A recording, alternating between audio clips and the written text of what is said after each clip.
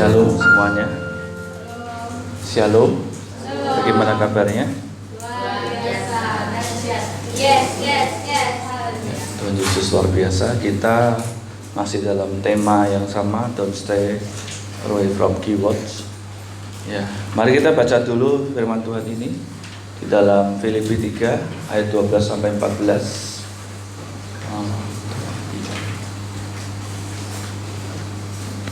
Ya. Kita akan baca sama-sama. Kita akan lihat dari slide 2, 3.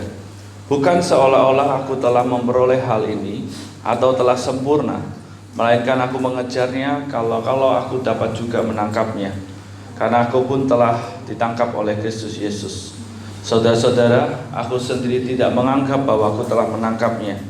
Tetapi ini yang kulakukan, aku melupakan apa yang telah di belakangku dan mengarahkan diri kepada apa yang di hadapanku, dan berlari-lari kepada tujuan untuk memperoleh hadiah, yaitu panggilan surgawi dari Allah dalam Kristus Yesus. Ya, kita dalam bulan ini diberi tema jangan menjauh dari pada firman-Nya.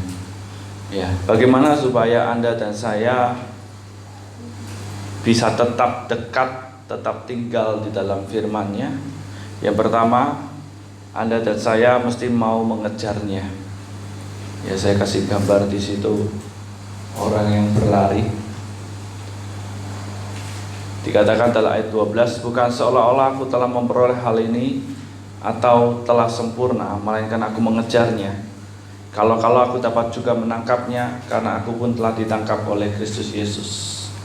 Ya, jadi ketika Anda dan saya mau tetap tinggal di dalam firman Tuhan, ada satu hal yang Anda dan saya mesti harus miliki, yaitu keinginan untuk mengejar atau mau mengejar daripada Kristus itu sendiri. Kenapa? Karena kalau Anda tidak mau mengejarnya, ya, Anda tidak akan pernah bisa tetap diam atau tetap di dalam firman-Nya. Makanya kalau Anda perhatikan ayat ini, melainkan aku mengejarnya kalau aku dapat juga menangkapnya, karena aku pun telah ditangkap oleh Kristus Yesus. Jadi kenapa dia mengejar? Karena dia sendiri mengalami kasih Tuhan. Dia ditangkap oleh Kristus Yesus. Ini seperti contoh itu, kalau orang itu dia sudah merasakan sesuatu yang indah dalam hidupnya, maka ketika dia tahu bahwa itu indah dan dia merasakan itu, maka yang terjadi dia akan mengejar. Makanya kalau seorang pria itu, ya, dia istilahnya ada seorang wanita, ya, memberikan satu respon perasaan cinta, karena dia merasa ditangkap oleh perasaan cinta itu, maka dia akhirnya mengejar. Nah, hidup kita juga gitu. Kalau Anda tidak pernah mengalami kasih Kristus dalam hidupmu, maka mustahil Anda dan saya mau tetap tinggal dalam firman Tuhan. Mustahil bagi Anda dan saya untuk mau mengejarnya. Kenapa? Karena Anda nggak ngalami apa-apa. Tadi malam saya ngobrol-ngobrol dengan seorang jemaat. Dia tanya, kenapa kok bisa begini? Saya katakan, karena tidak ngalami. Orang kalau tidak mengalami kasih Tuhan, itu dia tidak akan pernah mau berusaha untuk mengejarnya. Ya, hidupnya standar, kerohaniannya standar. Kenapa? Karena dia nggak mengalami kasih Kristus dalam hidupnya. Atau mungkin dia mengalami tapi dia tidak meresponi dengan baik. Karena banyak orang, kenapa pada akhirnya dia hidupnya biasa-biasa di dalam Tuhan. Ya, yang penting jadi orang baik. Tidak mau memenuhi akan standarnya Tuhan, tidak mau mengejarnya dengan sungguh-sungguh. Kenapa? Karena dia nggak ngalami kasih Tuhan. Bagi dia Tuhan itu abstrak. Ya, tadi malam saya sampaikan di dalam PA, hati kita itu mudah berpaling, mudah sekali berpaling. Nah, kalau Anda tidak terus mengejar kasih Kristus dalam hidupmu, tidak meresponi, tidak mau mengejarnya, maka hatimu kalau ada sedikit saja rasa cinta kepada dunia, maka kamu akan berpaling. Gak usah jauh-jauh kalau ada anak muda radikal di dalam Tuhan, mulai jatuh cinta. Apa yang terjadi? Biasanya rata-rata mundur, kerohaniannya mulai drop. Kenapa? Karena hatinya berpaling. Ya, siapa apalagi mulai kalau orang sudah mulai bekerja, itu lama-lama ngedrop. Nah, makanya kalau Anda tidak mau berusaha untuk mau mengejar Tuhan dalam hidupmu, untuk tetap tinggal di dalam firman, sulit. Makanya Paulus ngomong begini, karena aku pun telah ditangkap oleh Kristus Yesus. Dia tidak pernah melupakan akan kebaikan Tuhan, kasih Tuhan dalam hidupnya. Maka gak heran banyak orang pada akhirnya hidup dalam dosa, tidak mau bertobat, tidak mau berubah. Ya bagi saya, karena kamu gak ngalami. Atau mungkin kamu ngalami, tapi kamu anggap enteng semuanya, ya udahlah, biasa. Paulus ketika dia mengalami perjumpaan pertama kali ketika dia di jalan menuju ke mana itu, Tarsus apa, dia ngalami, dia berjumpa dengan Yesus. Sejak perjumpaan itu dikatakan dia tidak pernah tidak taat. Dia menggembleng dirinya, mendisiplin dirinya untuk supaya dia ngomong gini, kalau aku dapat juga menangkapnya. Wow, ini sesuatu yang luar biasa. Nah, Anda dan saya bagaimana?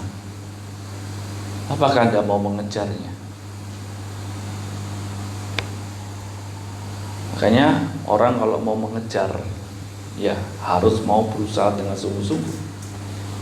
Orang misalnya mengejar ketinggalan pelajaran, ya dia berusaha sungguh-sungguh untuk mengejar itu. Kalau dia ketinggalan dalam hal teknologi, ya dia harus berusaha sungguh-sungguh. Karena dia tahu, saya ketinggalan di situ.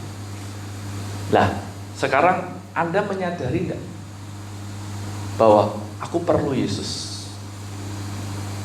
Aku perlu belas kasihannya. Aku perlu kasihnya. Anda menyadari enggak? Kalau Anda tidak menyadari, ya Anda tidak akan berusaha sungguh-sungguh. Karena itu sesuatu yang bagi saya gini, Tuhan itu nggak kelihatan. Pacarmu lebih kelihatan, pekerjaanmu lebih kelihatan, temanmu lebih kelihatan. Tuhan tidak kelihatan. Nah, kalau Anda tidak mau berusaha sungguh-sungguh untuk membuat Tuhan itu nyata dalam hidupmu, sulit. Makanya di dalam hidupmu itu, pertanyaan di dalam hidupmu yang mesti Anda jawab secara pribadi. Nanti Anda coba renungkan di rumah. Untuk apakah kamu ikut Tuhan? Kenapa kamu mencari Tuhan? Apa alasannya? Anda coba nanti di rumah renungkan perkataan ini. Untuk apa kamu ikut Tuhan? Kalau ada berkata, sudah konsisten belum? Karena banyak orang tidak mau berusaha sungguh-sungguh. Berusaha sungguh-sungguh untuk apa? Berusaha sungguh-sungguh untuk mengenal Tuhan dengan benar. Ada pepatah ngomong gini, tak kenal maka tak sayang. Gimana Anda mau mengejar sesuatu yang Anda nggak sayang? Orang ngejar cita-cita karena dia menginginkan cita-cita itu. Dia berusaha sungguh-sungguh, dia kejar itu sampai dia mendapatkan. Karena dia menginginkan itu lebih dari apapun. Nah, pertanyaannya dalam hidup kita, apakah Anda menginginkan Tuhan lebih dari apapun? Atau Anda menginginkan Tuhan karena saya butuh. Kalau sudah selesai, ya sudah selesai. Makanya orang kalau tidak mau berusaha sungguh-sungguh untuk mengenal Tuhan dengan benar, tidak mau menderita, tidak mau mengalami penderitaan, tidak akan mau. Ya, dia akan terus melakukan dosa. Kenapa? Karena bagi dia Tuhan itu nggak nyata. Tidak apa-apa, toh hidupku masih panjang. Makanya nanti pada akhirnya banyak orang itu akan menyesal. Ya, saya di sini ingin supaya Anda jangan sampai menyesal. Dan penyesalan yang terlambat itu nggak ada gunanya. Selama Anda masih hidup di dunia, berusahalah. Jangan Anda berkata begitu, nanti tidak apa-apa, kan masih panjang. Tunggu loh, waktumu di dunia itu nggak ada yang tahu. Kita nggak ada yang tahu berapa lama kita akan ada di dunia ini. Paulus ngomong gini, dalam Hosea 6 ayat 3 ngomong gini, marilah kita mengenal dan berusaha sungguh-sungguh mengenal Tuhan. Ia pasti muncul seperti fajar, ia akan datang kepada kita seperti hujan pada akhir musim yang mengairi bumi. Marilah kita mengenal dan berusaha sungguh-sungguh mengenal Tuhan. Mengenal Tuhan itu nggak gampang. Kalau Anda tidak mengusahakan sungguh-sungguh, nggak bisa. Kalau Anda cuma hanya sekedar Anda percaya Yesus, jadi orang Kristen yang hanya tiap minggu ke gereja atau tiap Sabtu ke gereja, nggak pernah mau baca Alkitab, nggak pernah mau berdoa, nggak mau berusaha sungguh-sungguh mengejar Tuhan, Anda nggak bisa. Kekristenanmu kosong. Jadi kalau engkau berkata, aku cinta Yesus, omong kosong. Ya, kadang-kadang Om sudah sering ngomong ya. Orang, nanti Om, tunggu nanti. Mau tunggu sampai kapan? Anda kalau tidak mau berusaha sungguh-sungguh mulai sekarang, tidak akan bisa, susah. Karena semakin tambah umurmu, semakin kau dewasa, semakin sulit engkau untuk berusaha sungguh-sungguh. Apalagi kalau Anda sudah mulai bekerja, ya, kalau ada yang punya pacar sudah mulai punya pacar, waduh, itu lebih sulit lagi. Nanti kalau sudah berkeluarga, lebih sulit lagi. Jadi kalau Anda tidak mau berusaha sungguh-sungguh untuk mengenal Tuhan, makanya dalam Hosea 6 ayat 3 dikatakan, marilah kita mengenal, diajakkan, terus dan berusahalah sungguh-sungguh mengenal Tuhan. Suruh sungguh-sungguh. Kenapa? Karena mengenal Tuhan itu nggak mudah. Makanya harus sungguh-sungguh. Mengenal Tuhan itu nggak mudah. Kalau Anda ditanya aja, coba berapa banyak Anda yang tiap hari konsisten baca Alkitab?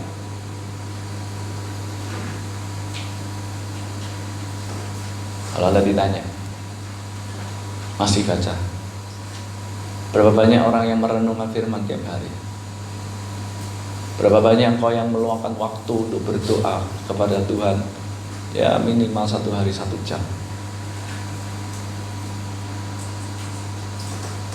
Kalau Anda hal-hal yang paling simpel aja nggak bisa, mau yang susah nggak mungkin bisa. Saya kasih contoh di sini, ada namanya pengajaran. Hari Jumat ada PA, hari Senin ada pengajaran kelas keselamatan. Berapa banyak Anda yang mau datang? Anda menganggap buat apa aku datang? Padahal di situ ada pengajaran yang membuat engkau punya pengetahuan sehingga kamu mau berusaha.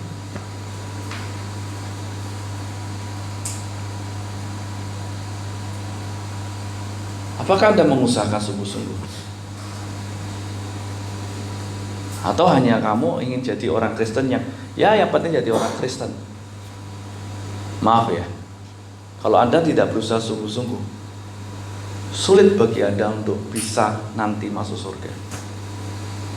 Paulus saja dia ngomong begini, aku tuh menggembleng diriku supaya jangan sampai setelah aku memberitakan Injil, aku ditolak. Itu Paulus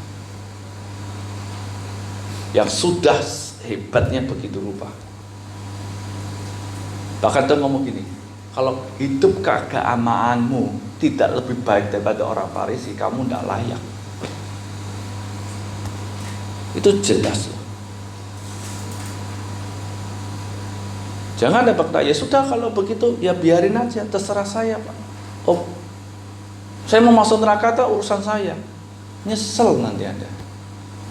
Kenapa Tuhan ngomong begini? Lebih baik kamu masuk ke surga dengan tangan yang satu tangan daripada dengan untuk masuk ke neraka. Kenapa? Karena Tuhan mau kasih gambaran begini. Neraka itu tempat penyiksaan yang paling mengerikan, dan itu sifatnya selama-lamanya. Oh, enggak nakut-nakuti. Anda boleh coba, silahkan hidupmu buat yang paling jahat. Nanti kita kalau udah ketemu di sana, nanti Anda buktikan saja. Kalau firman Tuhan sudah ngomong itu, pasti benar. Anda nggak usah jauh-jauh. Tanganmu ini disilet, kena peso aja, sakit. Pasti sakit. Nanti di neraka, Anda yang suka bohong, lidah itu ditarik. Lidah itu ditarik aja. Kita tarik lidah aja sakit. Itu ditarik panjang, dipotong, terus keluar lagi. Makanya dikatakan siksaannya nggak ada habisnya. Apinya tidak terpadamkan. Anda dan saya jangan pernah bermain-main dengan yang namanya dosa. Neraka itu bukan tempat yang enak. Anda jangan bayangkan film-film yang Mandarin itu. Raja neraka disogok uang, terus di neraka enak. Enggak. Neraka itu tempat siksaan yang paling mengerikan. Kalau katakan apinya tidak terpadamkan, ulatnya tidak mati. Anda bayangkan.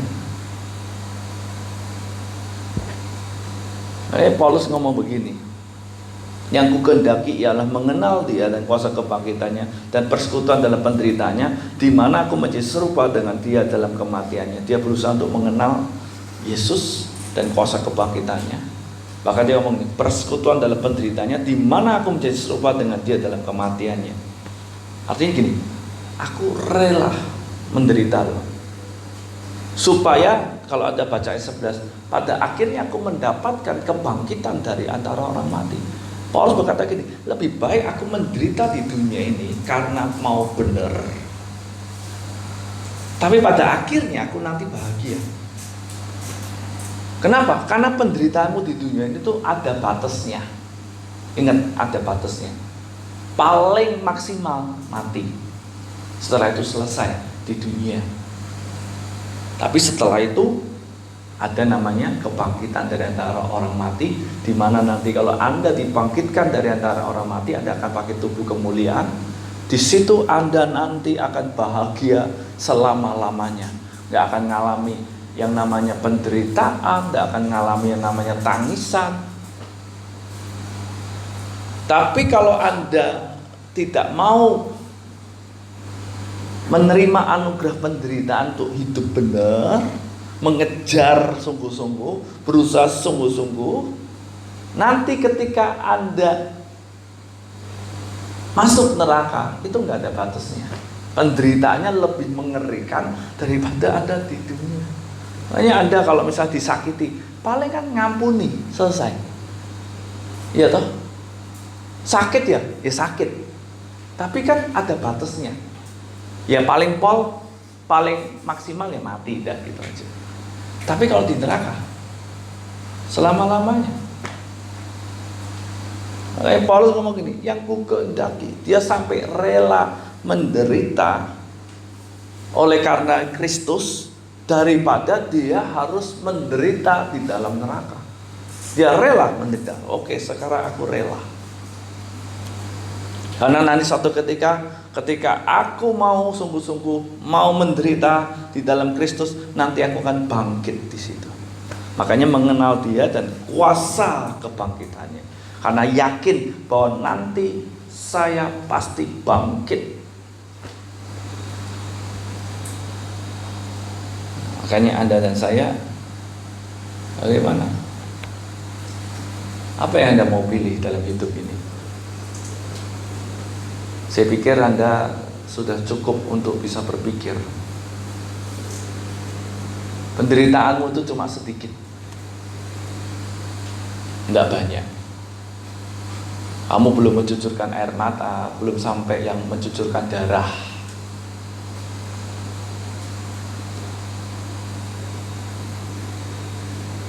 Ya, mari bersungguh-sungguh.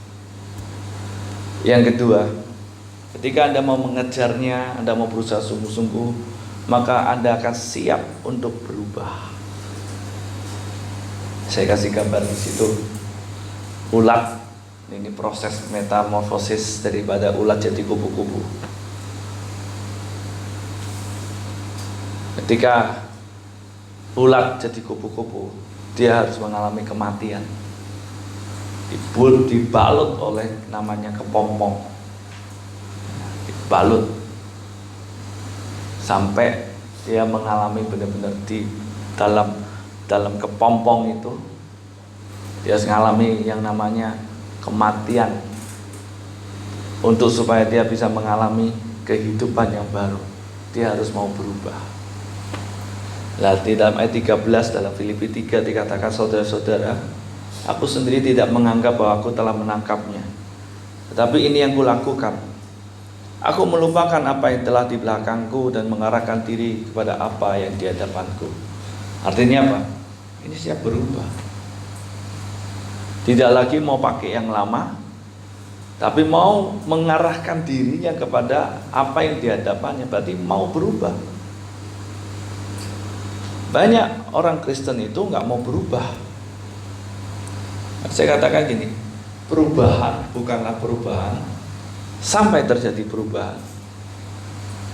Sekali lagi ya, perubahan bukanlah perubahan sampai terjadi perubahan. Jadi kalau Anda ngomong gini, oh saya berubah, kalau belum berubah, belum berubah. Jadi dikatakan berubah sampai terjadi perubahan. Banyak orang Kristen itu kan tidak berubah, tidak ngalami metamorfosis, nggak ngalamin namanya metamorfosa. Sama terus, dulu begitu, sekarang begitu, hari ini juga begitu, nanti akan datang juga begitu. Anda tahu bedanya ulat sama ular? Ular itu ngalami yang namanya pengelupasan kulit, tapi tetap jadi ular. Beda warna aja, jadi ular. Nah, banyak orang Kristen dulunya begitu, sekarang begitu juga, cuma beda warna aja, beda yang dilakukan aja, tapi tetap begitu, nggak ngalami perubahan. Itu namanya bukan berubah. Makanya kalau Anda tidak mau mengalami perubahan dalam hidupmu, susah. Nah, orang yang mau mengejar Tuhan, dia pasti siap berubah. Dia orang yang mau berusaha sungguh-sungguh untuk mengenal Tuhan, dia pasti mau berubah. Kalau dia tidak mau berubah, dia tidak punya kesungguhan. Makanya kadang-kadang om sama tante tuh ngobrol-ngobrol sama tante. Kadang-kadang saya lihat, ya bukan hanya youth, seluruh jemaat, apa toh yang mereka cari? Kadang-kadang nggak ngalami perubahan.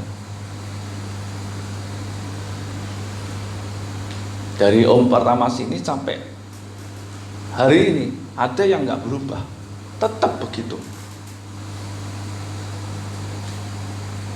Nah, ini perubahan bukanlah perubahan sampai terjadi perubahan.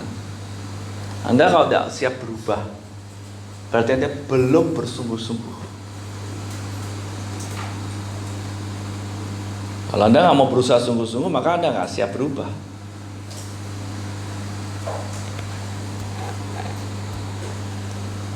Dalam Roma 12 ayat 2 dikatakan, janganlah kamu menjadi serupa dengan dunia ini, tetapi berubahlah oleh pembaharuan budimu, sehingga kamu dapat membedakan manakah kehendak Allah, apa yang baik, yang berkenan kepada Allah dan yang sempurna. Surat Roma, Paulus tulis, Tuhan melalui Paulus ngomong gitu, janganlah kamu menjadi serupa dengan dunia ini. Ini bicara tentang apa yang ada di belakang. Jangan kamu jadi polanya dunia lagi. Banyak orang sudah mengawali dengan baik, tapi noleh ke belakang. Paulus ngomong nih, lupakan yang ada di belakang, kesenangan yang dulu, kehebatanmu yang dulu, lupakan. Dan arahkan dirimu kepada yang di hadapanmu ini. Siapa? Yesus, kemuliaan ini. Makanya kalau Anda tidak pernah mau mengejar Tuhan dengan berusaha sungguh-sungguh, nggak bisa. Lot itu punya istri, waktu itu mau diselamatin, dikasih tahu, kamu lari tapi jangan toleh ke belakang. Istrinya mikir, hartaku di sana masih ketinggalan. Dia pikir noleh. Waktu dia noleh, jadi apa? Tiang garam. Kenapa? Karena hatinya itu berpaling. Nah, banyak anak Tuhan itu hatinya berpaling karena tidak mau berusaha sungguh-sungguh. Makanya Anda kalau nggak mau berusaha sungguh-sungguh, maka Anda di dalam Tuhan nggak akan bertahan. Mungkin Anda bertahan ya sebagai seorang yang memiliki agama Kristen, oke. Tapi dalam hidup kekristenanmu, Anda tidak akan mengalami kemajuan, justru akan mengalami kemunduran. Kenapa? Dunia sekarang makin lama makin jahat. Dunia sekarang makin lama makin jahat. Problem-problem dunia yang akan datang semakin lebih rumit dibandingkan yang dulu. Dulu namanya COVID tidak ada yang sampai begini. Ada yang lebih parah nggak sampai begini.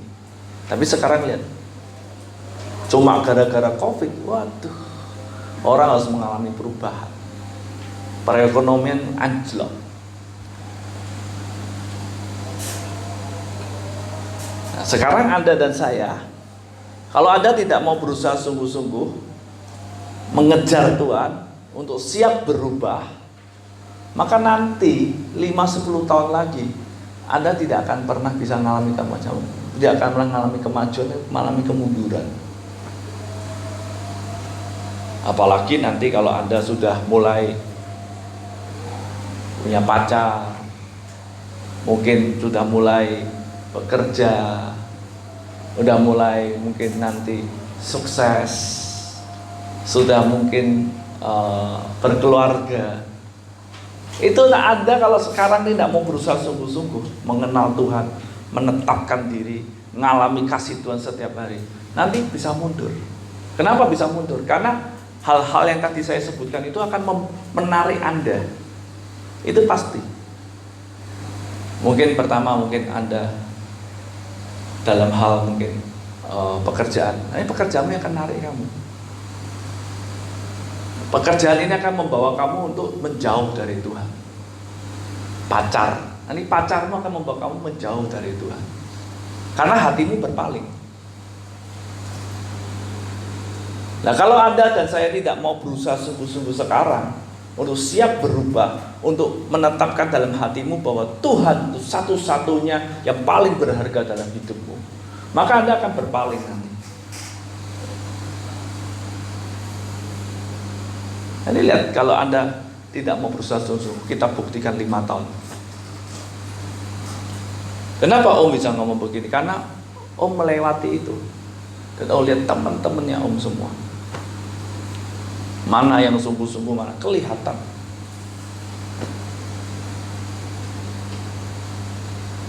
Itu nanti akan berpaling, itu akan narik kamu nanti.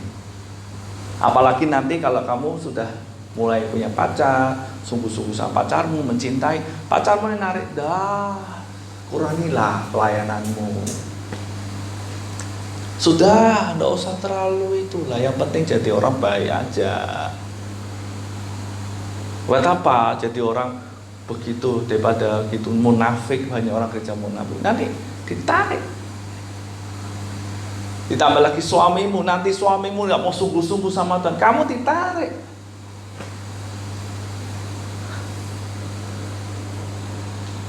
Makanya sekarang ini waktunya Anda untuk menabur, menumbuhkan supaya menghasilkan buah. Sehingga Anda itu punya apa itu? Spirit yang berbeda.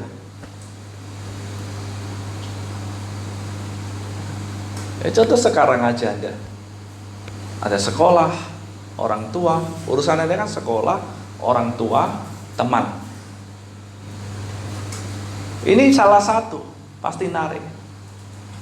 Entah itu teman, entah itu orang tua, entah itu sekolah. Kalau adanya pekerjaan 4 ini, coba Anda cek. Kalau Anda nggak mau sungguh-sungguh, ditarik. Nanti nilai kualitas imanmu semakin berkurang. Kalau seumur Anda tambah lagi 1 pacar. Makanya kenapa Tante nerapkan, pastor kita nerapkan apa? Tidak boleh pacaran, pelayan Tuhan tidak boleh pacaran sebelum umur 21. Karena riskan. Om banyak melayani. Teman-teman Om baru umur 17-18 sudah MBA. 17, 18, 16. Bukan hanya sekarang, zaman itu zamannya Om sudah melakukan. Sungguh-sungguh dikeret sama pacarnya. Akhirnya jauh. Hanya Anda kalau nggak mau bersungguh-sungguh, berusaha sungguh-sungguh sekarang, sulit. Apalagi sekarang zamannya zaman teknologi.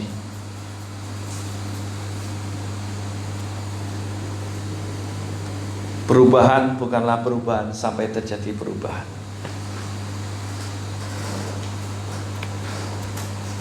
Yang ketiga, fokus pada tujuan. Ayat 14 dikatakan, dan berlari-lari kepada tujuan untuk memperoleh hadiah, yaitu panggilan surgawi dari Allah Kristus Yesus. Fokus pada tujuan. Kenapa Anda mau berubah? Karena Anda punya tujuan. Banyak. Kalau Anda tidak berusaha dengan sungguh-sungguh nanti siap berubah, sulit. Anda nanti akan ditarik. Tadi ada 4 ya, saya tambah lagi 1. Game, internet. Ini 5 ini untuk Anda. Sekolah, pacar, siapa lagi? Orang tua, teman, internet. Internet tuh medsos, game, dan lain-lain.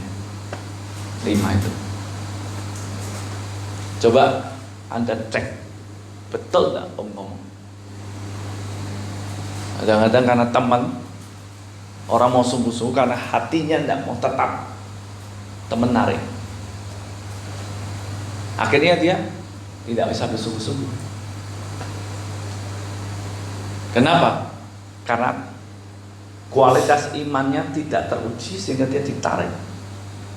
Ada yang ditarik oleh game. Jadi ditarik sama yang namanya internet. Karena mengalami keterikatan di situ.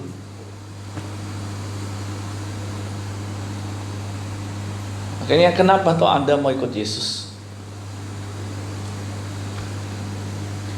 Kenapa toh Anda hari ini mau mencari Tuhan? Itu pertanyaan yang Anda mesti jawab dalam dirimu secara pribadi. Nanti ada di rumah Anda berdoa, Anda ngomong sama dirimu, kenapa toh aku mau cari Yesus? Apa toh alasanmu mencari Yesus?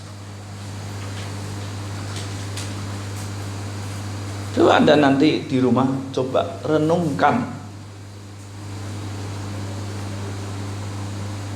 Makanya ketika dia mengejar, yang kedua tadi siap berubah, yang ketiga mesti punya tujuan, fokus pada tujuan.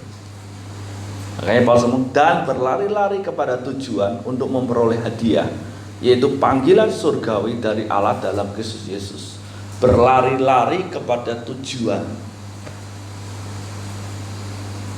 Ya, orang kalau dia tahu tujuannya kemana, dia akan untuk menerapkan standar sesuai dengan tujuan yang dia mau capai.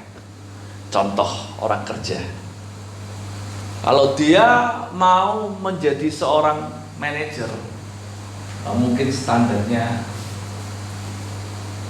SMA, betul ya? Nggak mungkin dia gaptek, nggak mungkin dia bodoh. Kalau dia mau mencapai tujuan manajer, berarti dia harus meningkatkan kualitas. Dia harus siap berubah dalam pengetahuan, dalam pengalaman, di lapangan. Dia mungkin sekolah lagi, karena dia mau mencapai satu tujuan yang lebih mulia. Makanya dia harus meningkatkan kualitasnya supaya bisa sampai pada tujuannya. Anda dan saya juga sama. Ketika Anda memiliki tujuan kemuliaan sorga, maka Anda harus mau meningkatkan kualitas hidupmu di dalam Kristus. Berarti Anda harus mau apa? Update dan upgrade. Kalau Anda tidak meningkatkan, tidak membaharui, meningkatkan kualitas imanmu, maka Anda tidak akan bisa mencapai tujuanmu. Banyak orang cuma angan-angan, saya mau masuk surga, saya percaya Yesus, saya masuk surga. Tapi pertanyaannya, apakah kamu meningkatkan kualitasmu untuk mencapai namanya surga yang mulia? Ingat loh, surga bukan tempat murahan. Surga itu tempat yang mulia. Neraka itu tempat murahan. Jadi kalau Anda memiliki kualitasnya KW, murahan, tempatnya bukan di surga, tempatnya di neraka. Coba kalau Anda mau beli tas merek US yang asli, Anda carinya di mana? Di toko kelontong Mangga 2 yang jual eceran, apa di dealer yang bagus? Hah? Anda nggak mungkin carinya di kelontong, nggak mungkin carinya di Mangga 2. Ada Mangga 2 ada, tapi KW.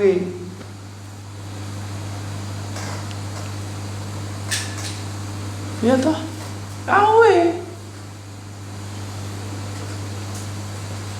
Anda mau cari yang kualitasnya super, ya mesti di dealernya, di toko resminya. Nah, Anda dan saya juga begitu. Anda mau masuk surga, tapi kualitas hidupmu kualitas hidup dunia, kualitas hidup neraka. Jangan harap buang jauh-jauh masuk surga, karena memang nggak mungkin. Makanya kenapa Anda itu dan saya itu, istimewa saya, kami gereja, ada kelas keselamatan, ada PA. Itu apa tujuannya? Supaya Anda itu bisa meningkatkan kualitasmu dengan pengetahuan yang kamu peroleh.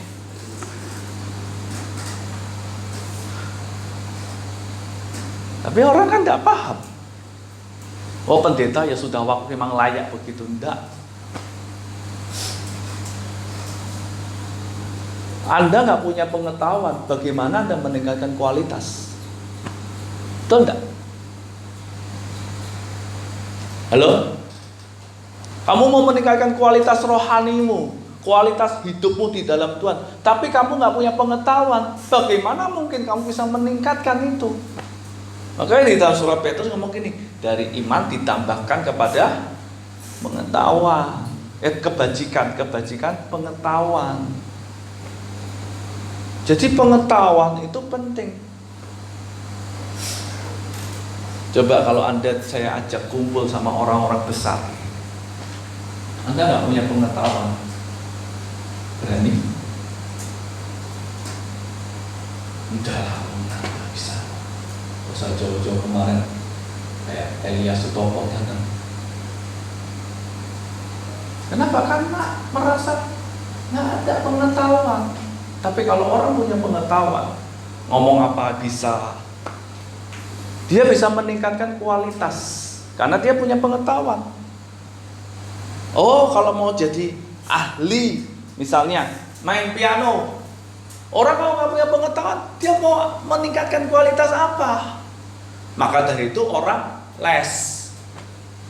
Kenapa orang les? Supaya dapat pengetahuan. Beda orang nggak les dengan orang les, beda pasti. Jarinya aja sudah beda.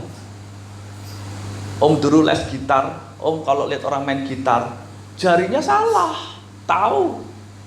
Kenapa? Beda kualitas, karena punya pengetahuan bisa ditingkatkan sehingga bisa mencapai tujuan.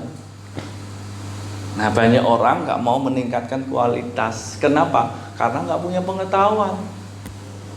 Gimana kamu bisa meningkatkan kualitasmu kalau kamu nggak punya pengetahuan?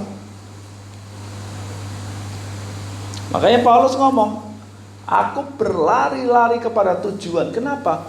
Karena dia punya pengetahuan bahwa ada hadiah yang luar biasa mulia, sehingga dia rela. Ya, tingkatkan kualitasnya sehingga dia berkata gini, aku mau bersekutu di dalam kematiannya. Dia punya pengetahuan sehingga dia bisa meningkatkan kualitas.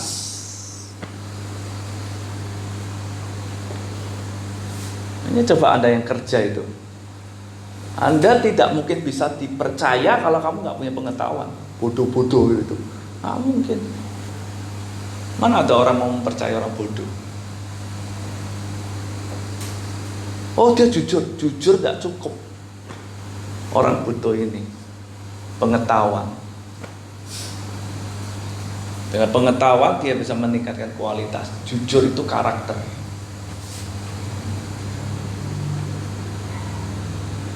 Hanya kita ini sebagai anak-anak Tuhan, kalau tujuanmu surga, kamu mesti tingkatkan kualitas. Bagaimana caranya?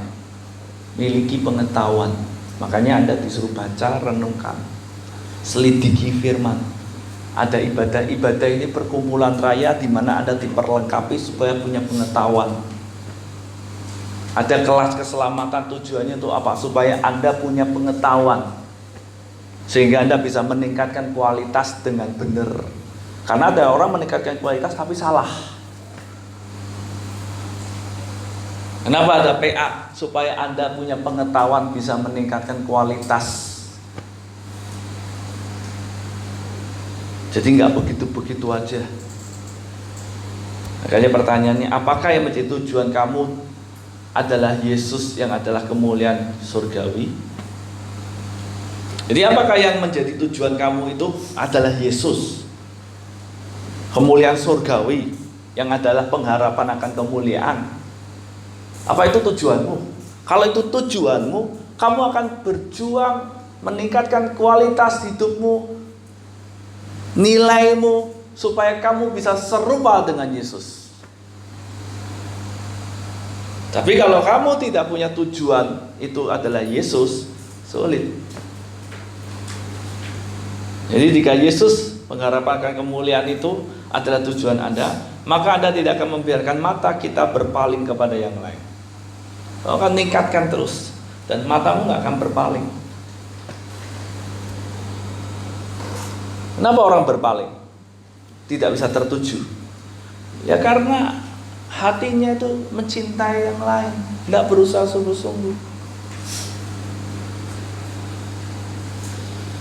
Saya rindu setiap kita, ayo belajar berubah, berjuang sekarang.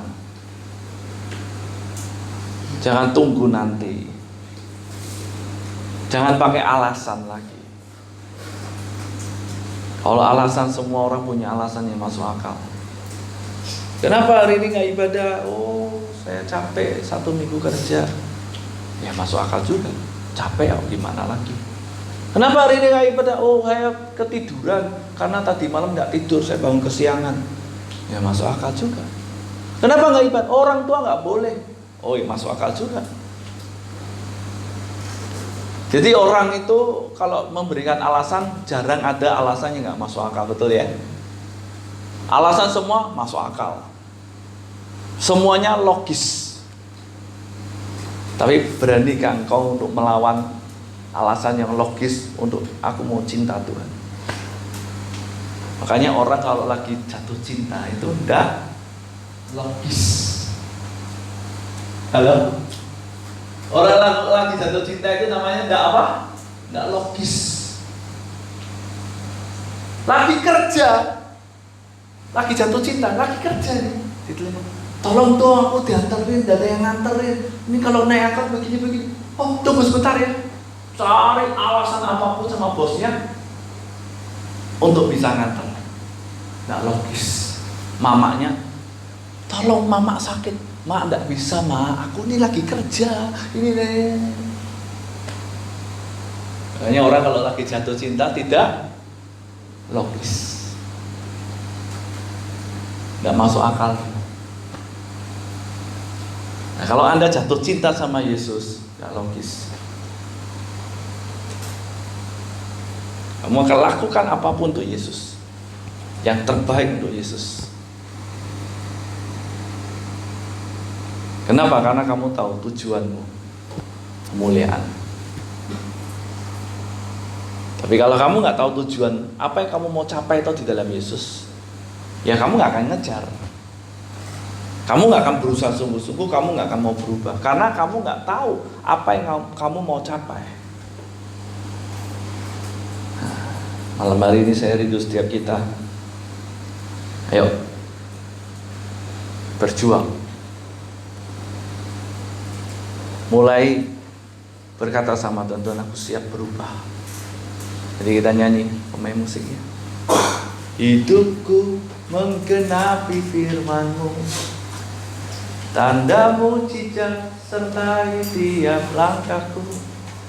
Kau bersamaku di dalamku, jadi bukti kebesaran-Mu. Iyakah? Coba Anda tanyakan dirimu, maukah kamu jadi bukti kebesaran Tuhan?